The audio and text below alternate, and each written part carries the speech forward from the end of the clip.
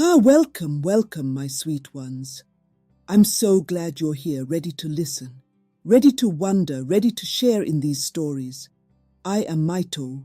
That's right, you can call me that too.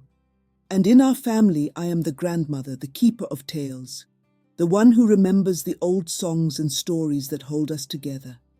So today, I want you to sit close, whether you're here in person or listening from afar. I want you to feel as if you're right here beside me, just like Issa when he brings me his questions. You see, I have a grandson named Issa. He is curious, full of wonder, and oh, the questions that boy brings.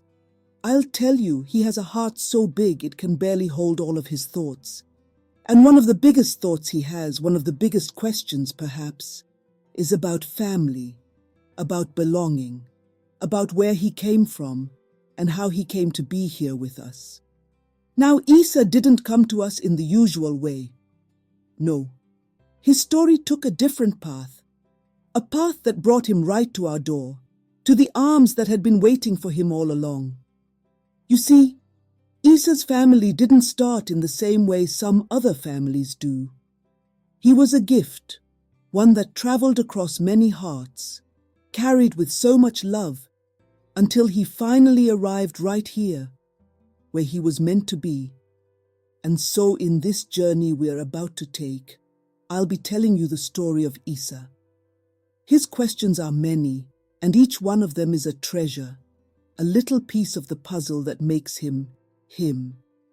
Maybe you too have questions about family, about love, about where you belong.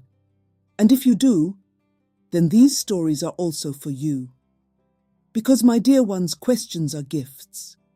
They are little lights that help us see things more clearly, even if the answers take a while to find. With every question Issa brings me, I tell him a story. That's what grandmothers do, after all. We hold the stories that help us make sense of the world. Some questions are big, like, who are my real parents? Or why didn't they keep me? And some questions are so small they could fit into your pocket, like, did you choose me? Or, could I go back someday?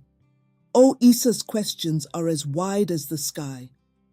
Sometimes he wonders if the Uber driver could be his real papa, or if his teacher might be his birth mama. Just the other day, he even asked if maybe the president was his father. Can you imagine? I had to chuckle at that one. But even then, even in those funny little questions, I see that he is searching, trying to understand something that's both simple and so very big. So in this series, we'll explore these questions one by one.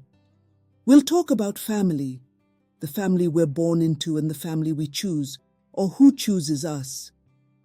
We'll talk about the first family who loved Issa so deeply that they wanted him to be safe and loved, even if it meant letting go. And we'll talk about the family he has now, the one that holds him close, the one that was waiting with open hearts the day he arrived.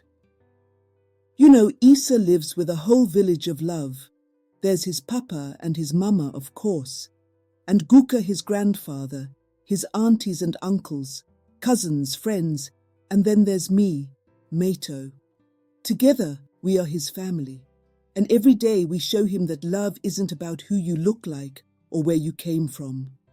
Love is about who holds you, who listens to you, who stays with you, even when the questions are big and the answers are still hidden. Sometimes Issa asks me, Maitu, why did they choose me? What made them pick me? And I tell him with all the love in my heart, oh, Issa, you are like a puzzle piece that was always meant to fit right here with us. There's no other piece like you, no other heart like yours. Other times he wonders, but could I go back? Could I find them? And I tell him, Issa, you have many branches in your story. And if the time comes when you want to know about each branch, we'll walk that journey together. But right now, my sweet boy, you are exactly where you are meant to be. So, my little listeners, I invite you to journey with us through Issa's questions. Each question will be like a little window, showing us something new, helping us understand a little more. And if you too have questions about your family, your home, or where you belong, then know this. You are already held, already loved, already part of a story that is as wide and beautiful as the sky. Now are you ready? Take a deep breath. Settle in. We're about to begin a journey through Issa's questions, a journey of heart, love, and belonging. And at the end of each story, I'll ask you to hold on to something, a little thought or feeling, so that it stays with you, like a small light inside.